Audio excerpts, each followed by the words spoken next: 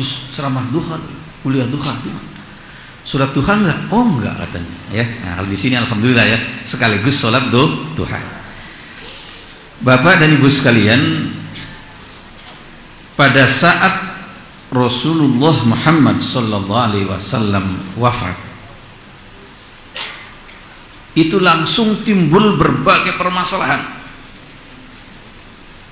Banyak sekali permasalahan timbul dan penyelesaiannya agak sulit. Karena pada saat Nabi masih hidup, semua masalah datang ke Nabi, dijelaskan Nabi, selesai. Nah sekarang tempat untuk bertanya, menyelesaikan berbagai problem dan masalah itu sudah tidak ada. Lalu timbullah masalah. Nah, pada hari ini saya ingin menjelaskan dari satu sisi saja. Dari satu sisi mengenai perbedaan-perbedaan pandangan yang berkaitan dengan warisan dari Nabi.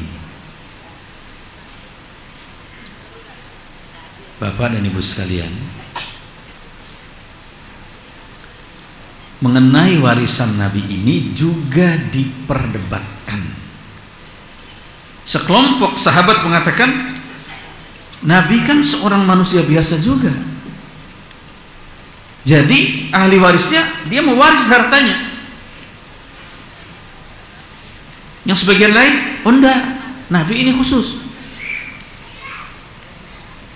Terjadilah perbedaan pandangan mengenai waris Nabi tadi. Bapak dan Ibu sekalian, ternyata kemudian perselisihan itu terjawab dengan sebuah hadis,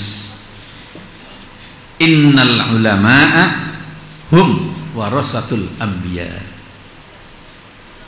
Sesungguhnya para ulama dan ilmuwan itu, mereka itulah pewaris para nabi. Tegas Bapak dan Ibu sekalian, pewaris para nabi adalah ulama dan ilmuwan. Kenapa? Warasul ilma. Para nabi dan rasul itu mewariskan ilmu dalam berbagai sisi, dalam berbagai seginya. Dari ilmu agama sampai ke sains dan teknologi, sampai ke perkembangan ilmu sosial dan lain sebagainya. Karena itu, man akhadhahu, kata Nabi, siapa yang mengambil warisan dari Nabi tadi, akhadha bi khadzin wafirin, sungguh dia telah memperoleh warisan yang amat sempurna, yang amat berharga. Catat Bapak dan Ibu sekalian, warisan yang paling sempurna dan paling berharga, kata Nabi, adalah ilmu.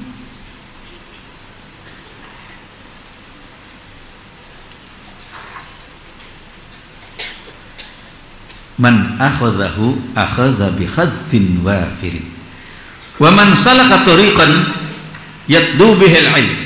Dan siapa yang merintis jalan untuk mencari ilmu, sahalahullahu lahu tariqan ilal jannah. Allah akan memudahkan orang tersebut meniti jalan menuju keridhoannya, menuju surganya. Hadis riwayat Imam Tirmidzi, nomor hadis 2602. Sudah saya cek langsung dari kitab hadis. Jadi Bapak dan Ibu sekalian, di sini ditegaskan secara pasti oleh Rasulullah bahwa semua orang dari kita ini, semua sahabat Nabi, semua tabi'in, bahkan semua pengikut Nabi sampai akhir zaman menjadi berhak menjadi pewaris Nabi. Apa? Dia mencari ilmu. Itulah warisan yang paling berharga. Nah, Bapak dan Ibu sekalian, maka sangat rugi sekali kalau kita tidak mau mengambil warisan dari Nabi tadi. Warisan yang amat berharga. Dia lebih berharga minad dunya wa ma fiha, dari dunia dan seisinya. Lebih berharga warisan dari Nabi, saudara. Dunia dan seisinya, Bapak dan saudara sekalian, untuk apa?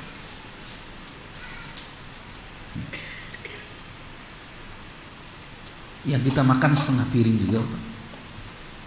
Orang berlomba mengejar duniawi secara berlebihan. Kalau kemudian dia berlomba itu lalu dia itu infakkan untuk kebaikan, sangat bagus. Tapi kalau berlomba untuk menimbun-nimbun, bahkan mengambilnya dengan cara yang tidak halal, dia merugikan diri sendiri.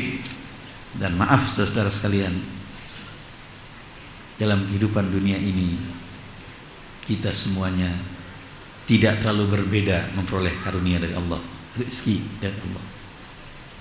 Tidak terlalu berbeda, saya katakan. Kita makan semua setengah piring, paling banyak sepiring. Pakaian ya begini-begini.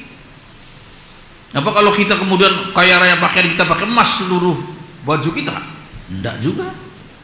Kalau pakai emas juga panas, repot. Ya maaf teman-teman sekalian ya.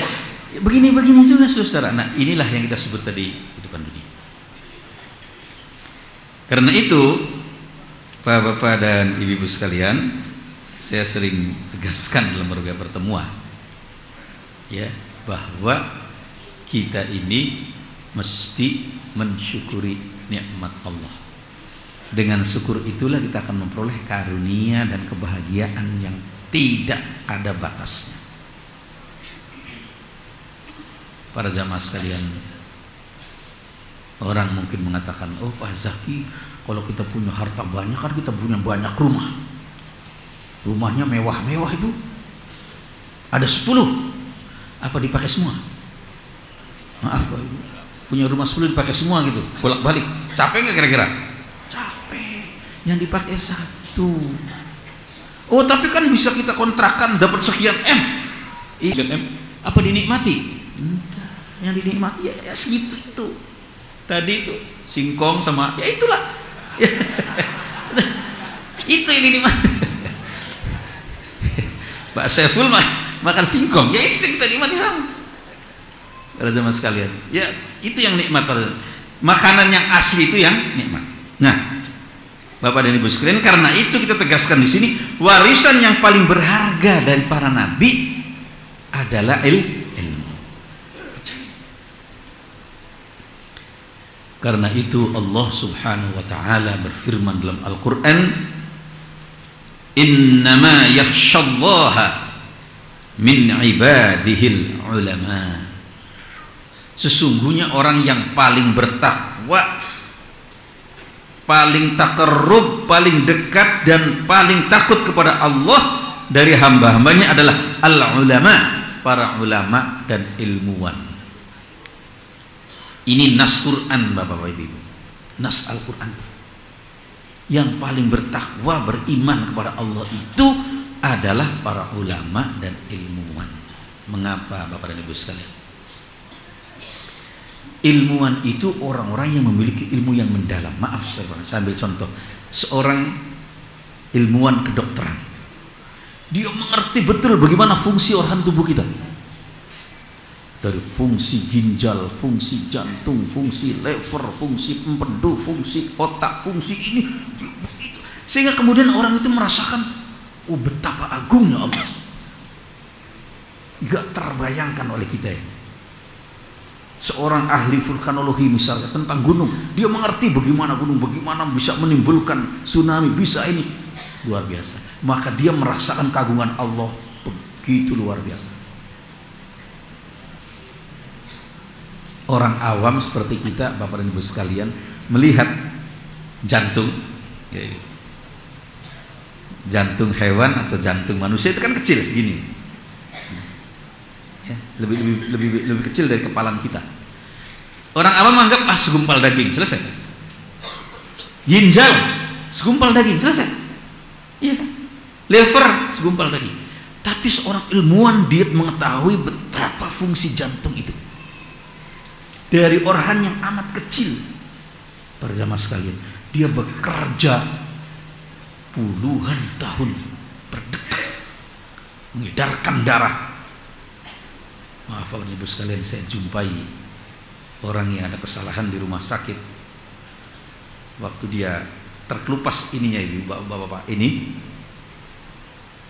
itu darahnya muncrat sampai ke langit-langit rumah sakit. dipompa oleh suatu organ yang amat kecil. Jadi oleh maka merasakan luar biasa keagungan Allah. Di sini maka imannya semakin, ketakwaannya semakin tinggi. Ginjal juga begitu perannya.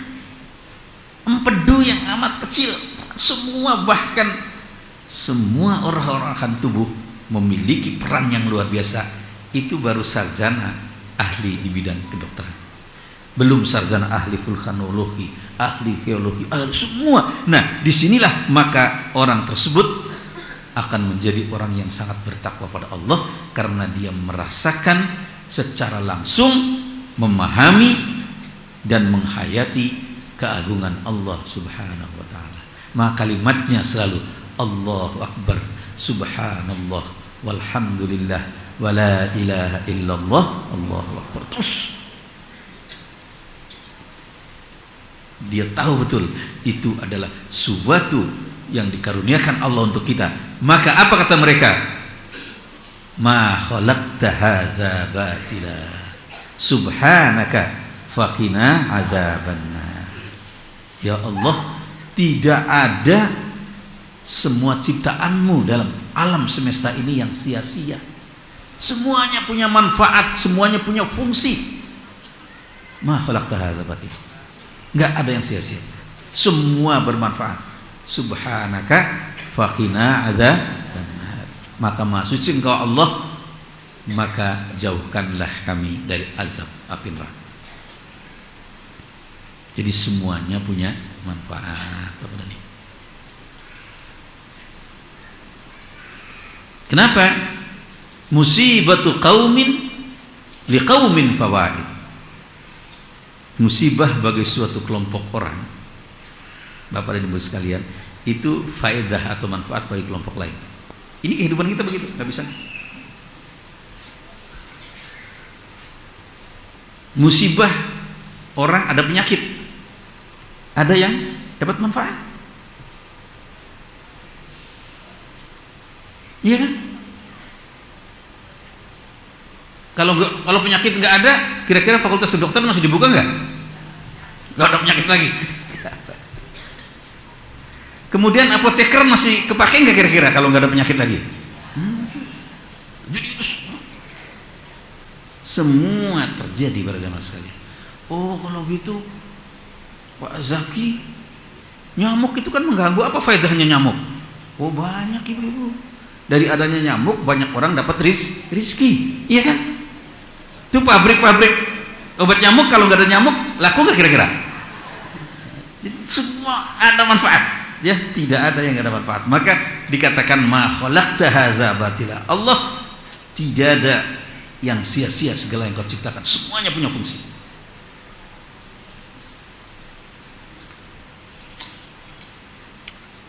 Para jamaah sekalian, inilah yang dijelaskan oleh Al-Quran. Dalam ayat yang lain Al-Quran menjelaskan wa ma yaqiluha illal alimun, dan tidak ada yang bisa memahami tentang alam semesta ini dengan segala isinya dan peristiwanya yang menakjubkan illal alimun, kecuali orang-orang yang berilmu. Banyak orang yang nggak sadar. Ada peristiwa-peristiwa alam yang amat menakjubkan, dahsyat, sering orang acuh, nggak paham. Ada kadang-kadang ada juga penerimaannya lain gitu. Ya, Bapak dan Ibu sekalian. Jadi ini yang digambarkan wa ma yaqiluha illal alim. Wa tilkal amsalu nadribuha linnas, dan perumpamaan-perumpamaan itu kami jadikan untuk manusia, kata Tuhan, dan tidak ada yang memahaminya kecuali orang-orang yang berilmu. Kembali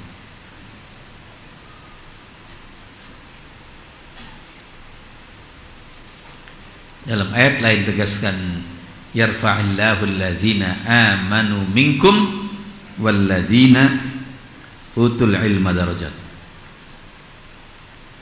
Allah mengangkat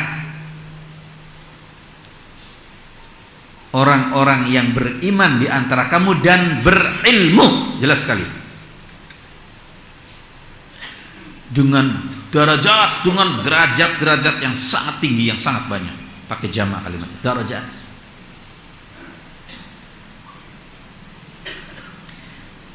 Dalam ayat lain Allah Subhanahu wa taala berfirman, hal yastawil ladzina ya'lamuna wal ladzina la ya'lamun.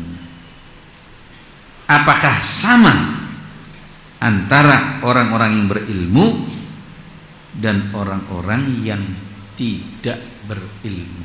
Jawabannya tidak sama. Hal yastawil a'ma wal basir. Apakah sama antara orang yang buta dan orang yang bisa melihat? Tidak sama. Kembali para jamaah sekalian, dalam ayat ini tegaskan betapa tingginya peran ilmu dalam kehidupan manusia.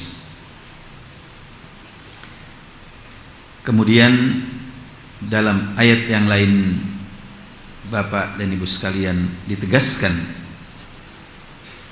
lau kunna nasma'u au na'qilu ma kunna fi ashabis sa'ir.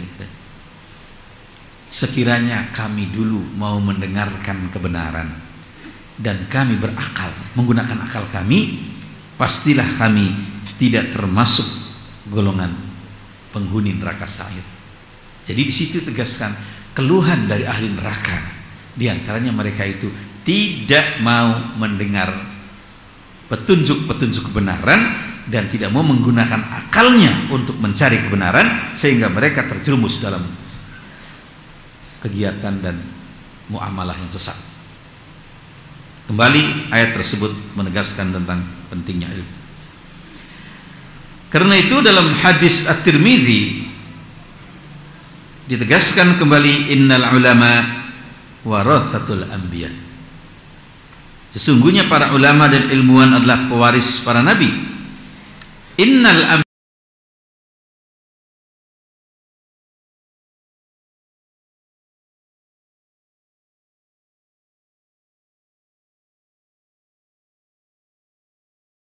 anbiya, sesungguhnya para nabi itu lam yuwarrithu dinaran, tidak mewariskan dinar, wala dirhaman, dan tidak mewariskan dirham. Nabi itu tidak mewariskan dinar, dirham, real, rupiah, ringgit atau dolar, enggak. Apa? Innama warrathul ilma.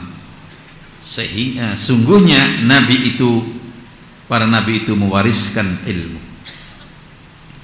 Faman akhazahu, maka siapa yang mau mengambil warisan nabi, akhaza, dia telah mengambil, bikhazin, dengan warisan wafirin, yang sangat sempurna.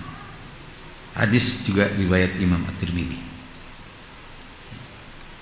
Bapak-bapak, ibu-ibu dan saudara-saudara sekalian, dari hadis ini juga ditegaskan bahwa warisan yang paling tinggi adalah warisan dari Nabi, yaitu berupa ilmu.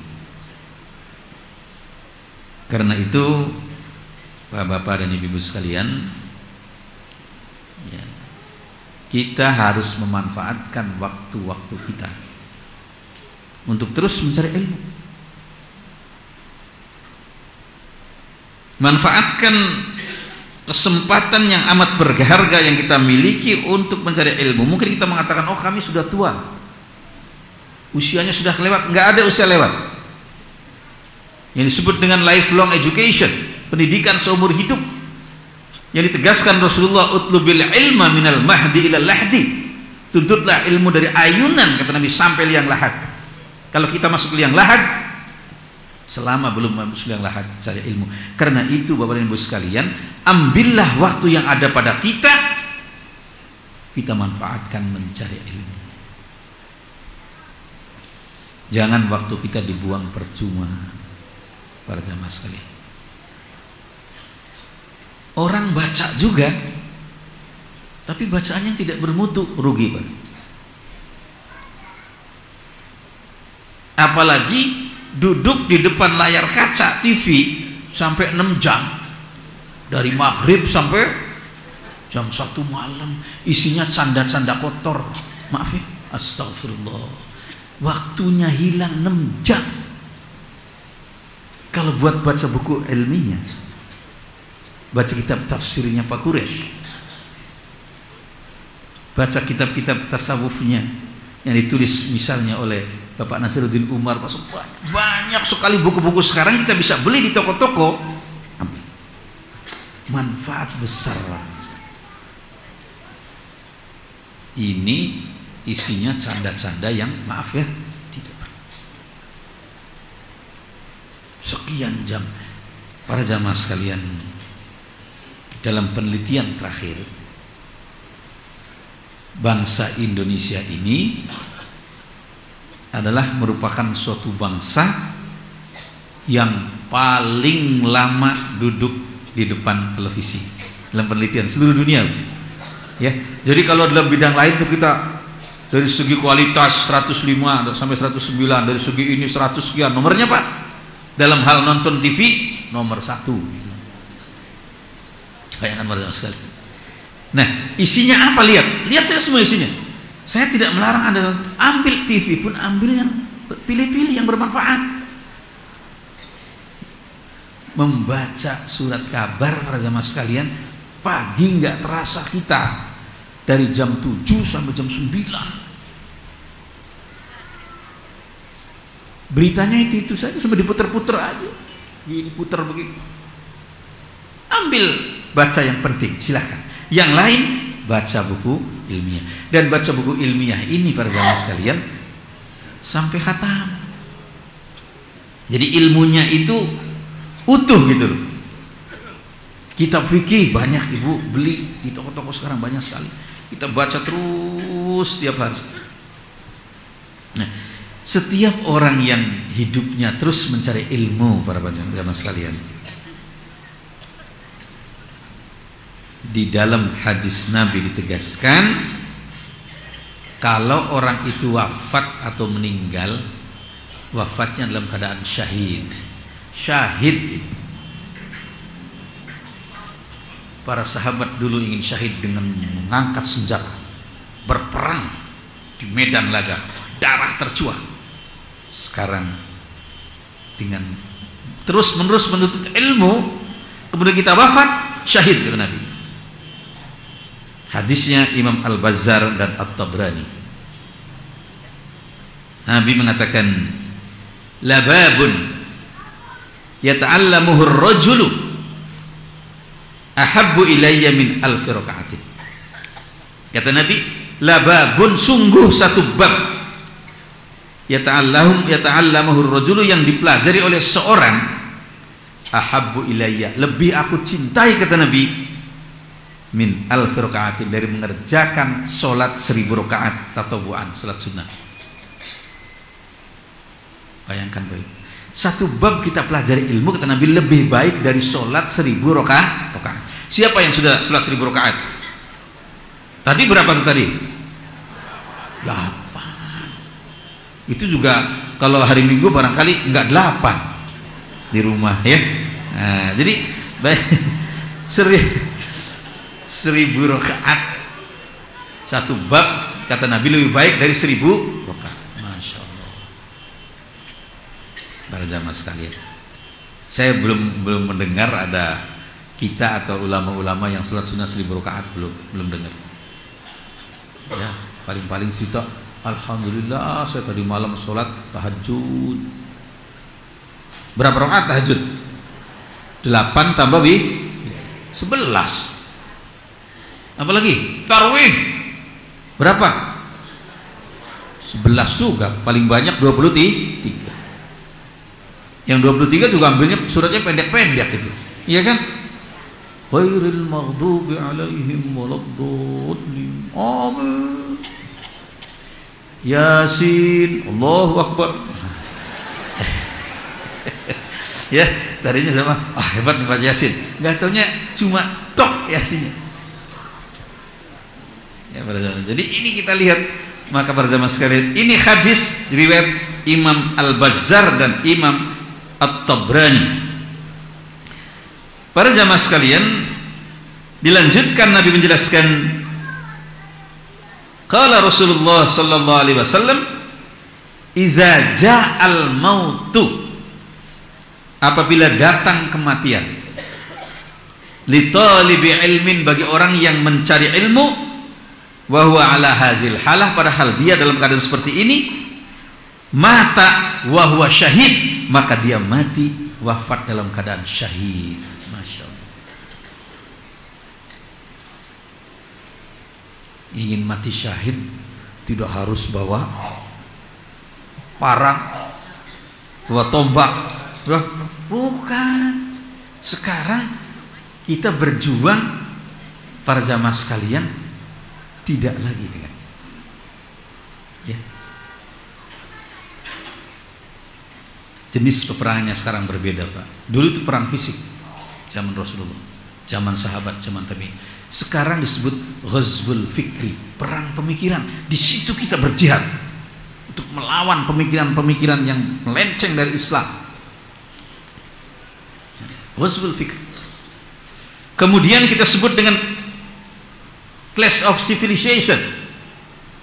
Ya, perang atau benturan peradaban. Di situ kita berjihad mempertahankan peradaban Islam supaya mengalahkan peradaban lain. Dan perjuangan-perjuangan lain, termasuk jihadun nafs, memerangi hawa nafsu. Jadi banyak jalan untuk berjihad, susah. Bukan cuma satu, banyak jalan untuk berjihad. Nah, sekarang kita melihat, salah satunya menuntut dan mencari ilmu. Luar biasa. Mengapa orang lain?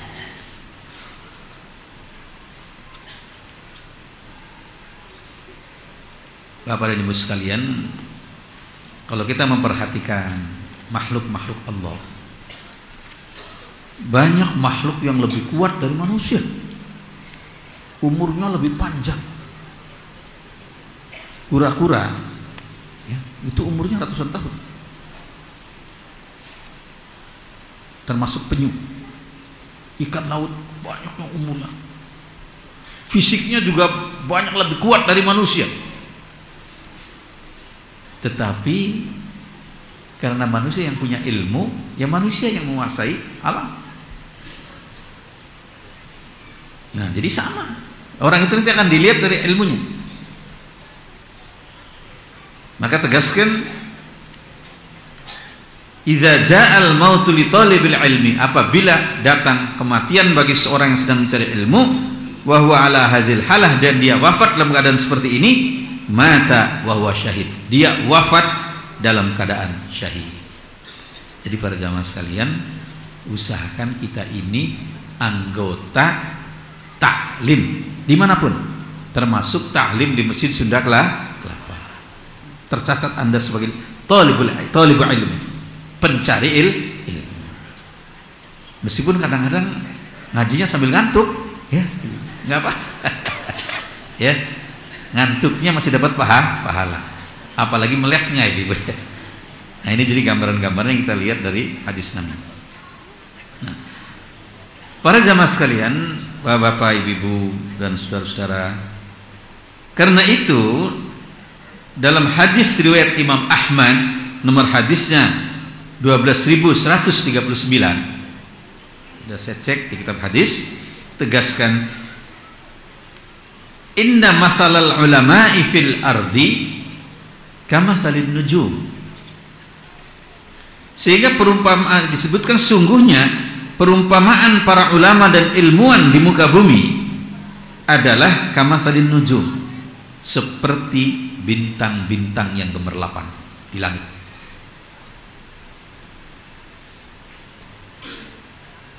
Ditemukan dengan ilmu. Kendaraan, bayangkan pesawat terbang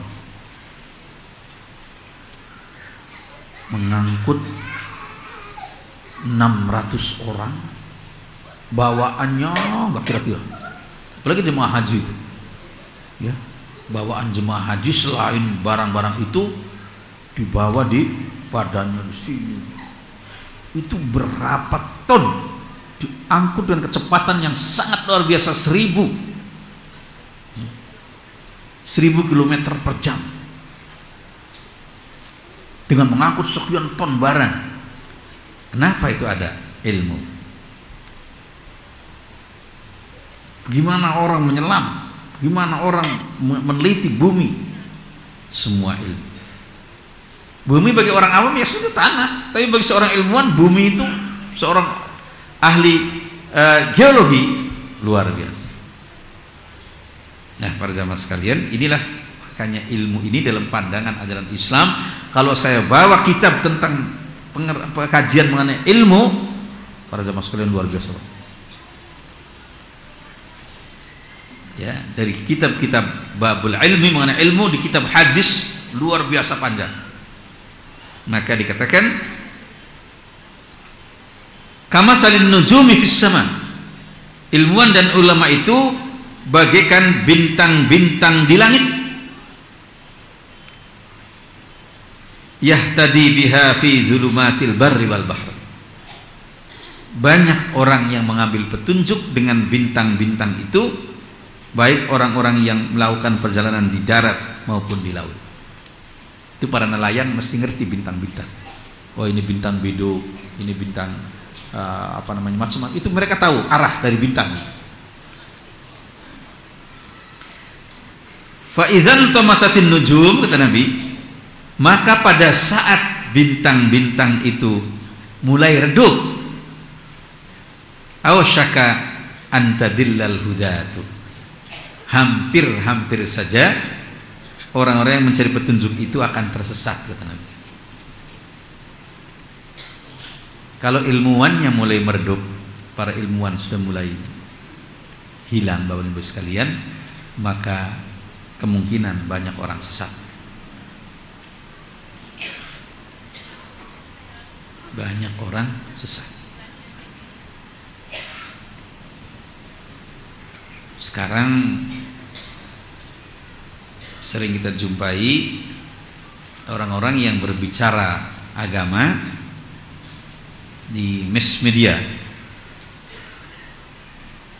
tapi sebetulnya dia tidak banyak mengerti agama. Itu berbahaya.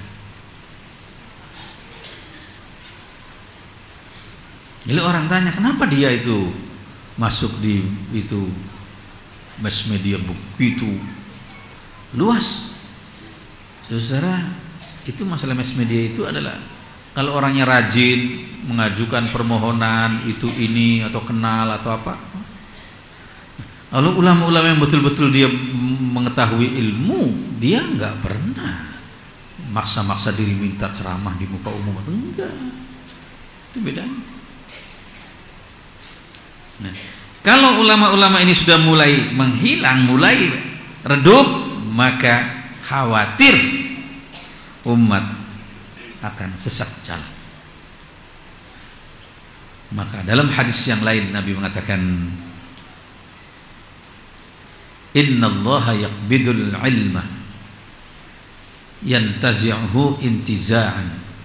Innallaha la yaqbidul ilma yantazi'uhu intiza'an 'anil nas, walakinallaha yaqbidul ilma biqabdil ulama. Sesungguhnya Allah tidak mengangkat ilmu dari muka bumi ini dengan mengangkatnya langsung dari dada para ulama atau ilmuwan, akan tapi Allah mengangkat ilmu dari dunia ini biqabdil ulama, dengan mewafatkan para ulama. Begitu ilmuwan wafat, Bapak Ibu sekalian, ilmunya nggak bisa diwaris oleh anak-anaknya. Enggak, anaknya juga harus belajar seperti ayah. Kalau seorang mewariskan harta, begitu meninggal seorang ayah, hartanya 1 M, anaknya dapat warisan harta langsung. Ilmu enggak. Seorang guru besar wafat, anak-anaknya enggak bisa mewarisi. Yang mewarisi orang yang mau belajar pada dia dulu. Ini bedanya. Karena itu ulama, ilmuwan harus mewariskan ilmunya kepada orang lain dengan proses belajar dan mengajar. proses belajar mengajar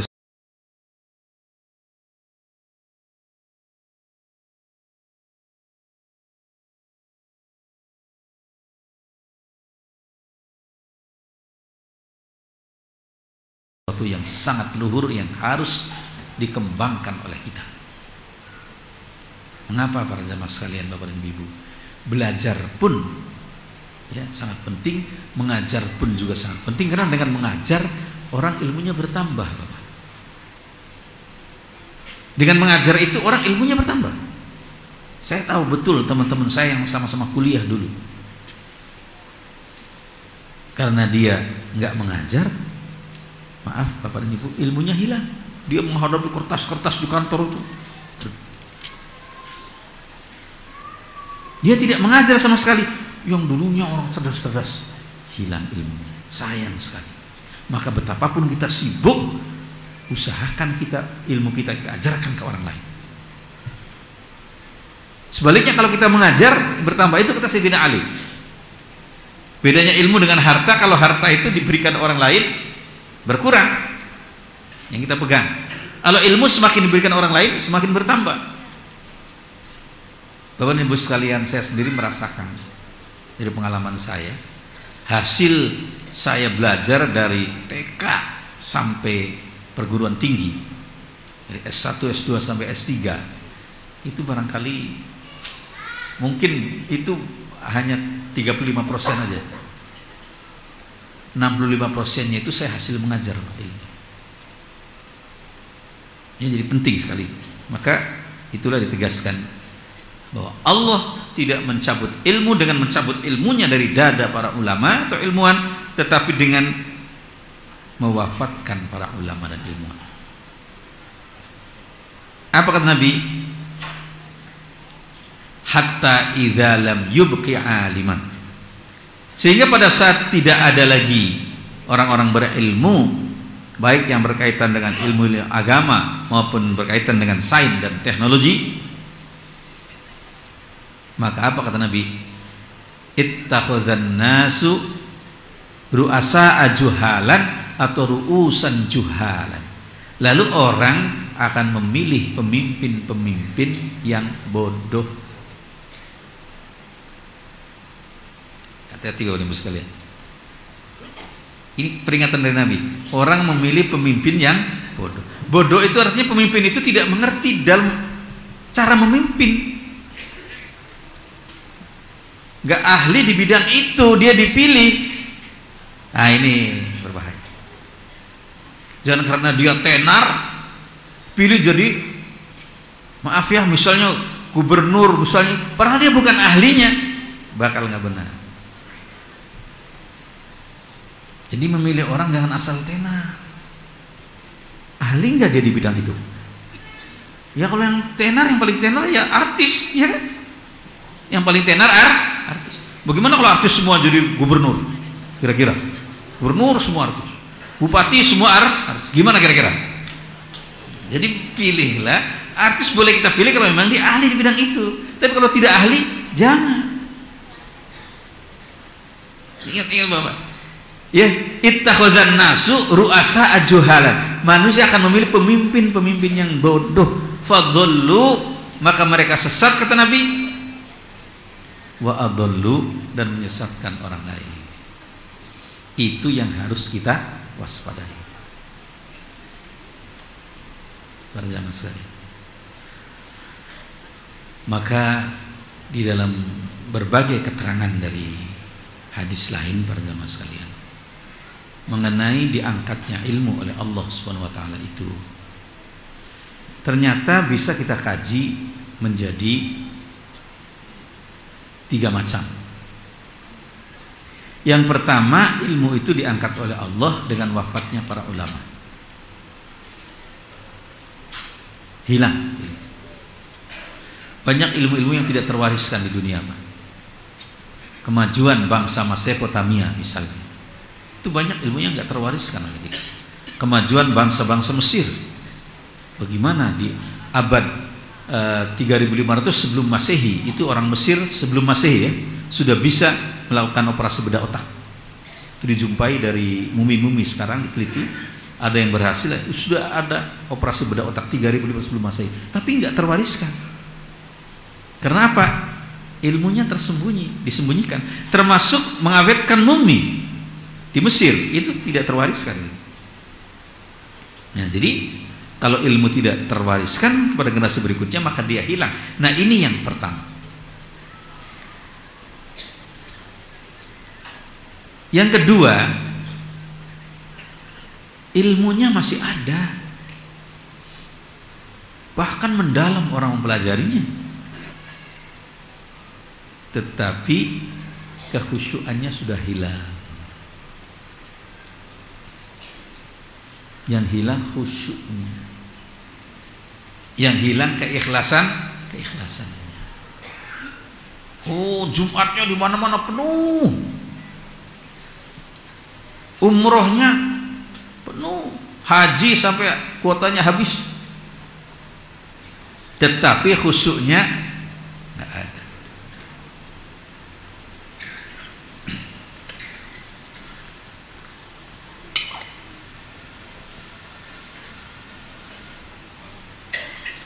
Sehingga ibadahnya menjadi tidak bermakna. Salat ya salat, ya maaf ya ibu, maksiat jalan terus, iya kan? Umroh ya umroh, korupsi jalan terus. Itu. Jadi ibadahnya masih dilakukan, tapi nilainya kosong.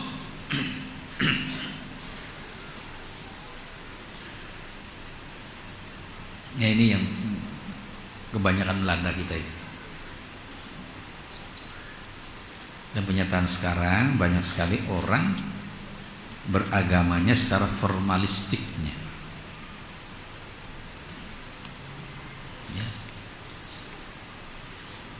Misalnya, kalau hari Minggu aja rajin itu duhanya.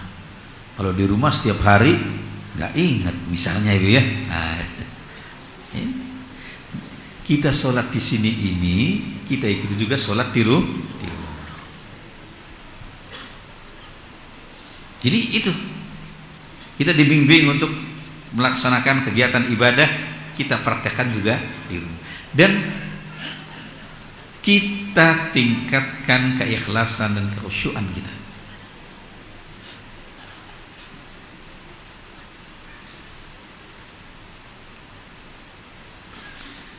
Para jamaah sekalian, waktu Rasulullah Muhammad SAW sedang melakukan perjalanan dengan para sahabatnya di kota Madinah,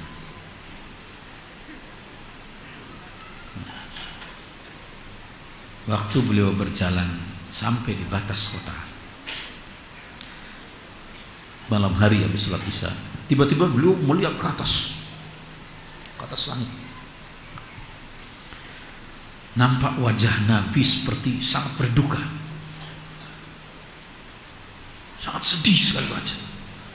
Lama beliau. Kemudian setelah itu sahabat bertanya, Rasulullah, mengapa? Ada apa Rasulullah? Nabi mengatakan, saat inilah, kata Nabi, mulai terangkatnya ilmu dari muka bumi.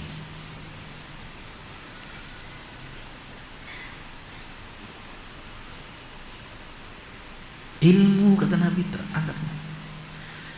Seorang sahabat kemudian, Rasulullah, mungkinkah ilmu itu bisa hilang dari kami? Kami akan ajarkan anak-anak kami Al-Quran, anak wanita kami, anak laki-laki kami, semua kita ajarkan Quran. Menantu kami, anak-anak kami, semua saya ajarkan Quran. Kata Nabi, wailakum, celaka kamu, katanya. Tidakkah Anda lihat, kata Nabi, kehidupan orang-orang Yahudi dan Nasrani? Mereka ada Alkitab, ya, tapi tidak diamalkan. Ya. Jadi hilangnya ilmu itu bukan berarti ilmunya hilang, tidak diamalkan lagi. Itu yang ketiga, Pak. Yang kedua kehusyuan hilang, yang ketiga tidak diamalkan.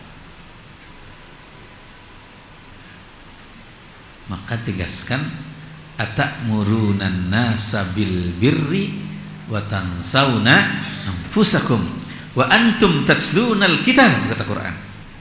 Apakah Anda memerintahkan manusia berbuat baik padahal Anda melupakan dirimu sendiri dan kamu membaca Alkitab? Apakah kamu tidak berakal? Wah, tajam sekali.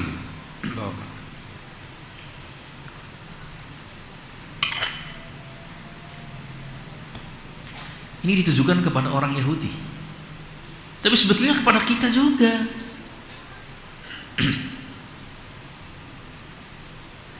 Apa ini terjadi?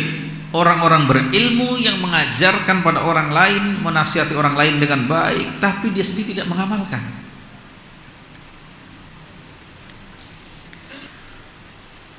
Bapak, Ibu dan saudara-saudara sekalian, ini saya ambil contoh. Waktu Rasulullah berangkat dari Madinah membawa rombongan berapa ribu orang di tahun ke-8 Hijriah, 8 tahun setelah beliau hijrah, datang ke Mekah untuk melaksanakan umroh. Jikna mu'tamirin, kami datang untuk aku datang bukan untuk apa-apa, kami datang untuk umroh di Al-Hudaybiyah, suatu daerah berapa kilo sebelum Mekah, saudara. Beliau ditahan rombongannya itu oleh orang-orang Quraisy, kufar Mekah. Itu waktu itu di bawah pimpinan orang Quraisy itu Suhail. Di situ terjadi perjanjian. Kata orang Quraisy, gak bisa Muhammad kamu seenaknya masuk Mekah. Tidak boleh gitu. Bayangkan Bapak, ribuan orang dari Madinah lakukan perjalanan demikian berat, jalan kaki, sebagian dengan unta, akan umroh kok di-stop, dilarang. Coba bayangkan itu kalau orang yang dadanya tidak lapang, nggak kuat.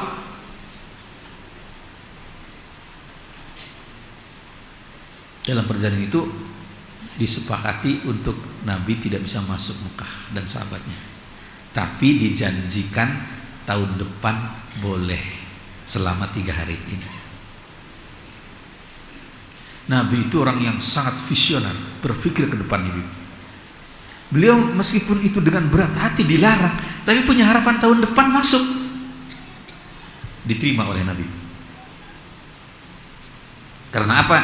Tahun depan masuk resmi. Berarti apa? Hari tahun ke-9 Hijriah. Maka Nabi terima. Sahabat semua belum bisa menerima, Bapak. Semua sahabat ngotot, termasuk Umar bin Khattab, keras sekali. Semua sahabat. Kemudian yang kedua, ada perjanjian tidak ada peperangan selama 10 tahun, gencatan senjata. Nabi terima. Itulah Nabi punya kesempatan dalam hati Nabi untuk berdakwah kemana-mana. Nggak ada peperangan. Luar biasa. Semua sahabat nggak bisa terima itu. Sudah selesai perjanjiannya, tanda tangani oleh Nabi. Ada jamaah sekalian. Kemudian Nabi katakan, sahabat-sahabatku, apabila kita akan berhaji atau umroh tertahan di jalan, maka disitulah kita berkorban, cukur rambut, berhaji. Ya, disebutkan mahillah dalam Al-Quran, tempat di mana dibendung, nggak bisa lagi, di situ melaksanakan korbannya dan cukur rambut. Mari, kata Nabi, kita laksanakan korban kita di sini dan kita mencukur rambut. Ya, dalam arti sudah melaksanakan umroh, tahallul umroh, melepaskan pakaian ihram. Di situ nggak ada yang jalan, tidak ada yang mau. Kemudian Maimunah, istri Nabi, memberikan saran pada Nabi Rasulullah, Sahabat-sahabat nggak ada yang mau mengikuti perintahmu secara lisan. Alangkah lebih baiknya kalau engkau lakukan saja, nanti sahabat pasti ikut. Ini saran dari istrinya. Nabi terima, Pak. Betul. Akhirnya beliau lakukan, memotong korban di situ, beliau bercukur rambut, semua ikut. Dengan amal perbuatan. Nah ini Bapak-bapak yang sering kita sekarang ini krisis kepemimpinan, maaf termasuk tokoh agama dan ulama di sini tidak memberikan contoh langsung, maka sulit. Tapi kalau ulama-ulamanya di depan, tokoh masyarakat yang memimpin langsung memberi contoh, ini sudah Bapak Ibu sekalian, Bapak tidak ada yang menolak, semua mengikuti Nabi. Bapak-bapak dan saudara-saudara, yang terakhir sekali saya sampaikan, manfaatkan waktu kita untuk mencari ilmu. Kurangi bacaan-bacaan yang tidak bermanfaat. Koran pilih yang bermanfaat. Beli buku, baca sampai hatam. TV pilih yang penting-penting. Jangan itu diperbudak, Pak. Ini diperbudak oleh mass media modern. Oh, maaf Bapak Ibu sekalian, orang nonton bola sampai subuh. Capek banget. Kalau saya nggak nonton Ibu, pagi-pagi tanya aja berapa. Oh 32, selesai enak. Ya, orang nonton sampai subuh, saya cuma tanya baginya aja.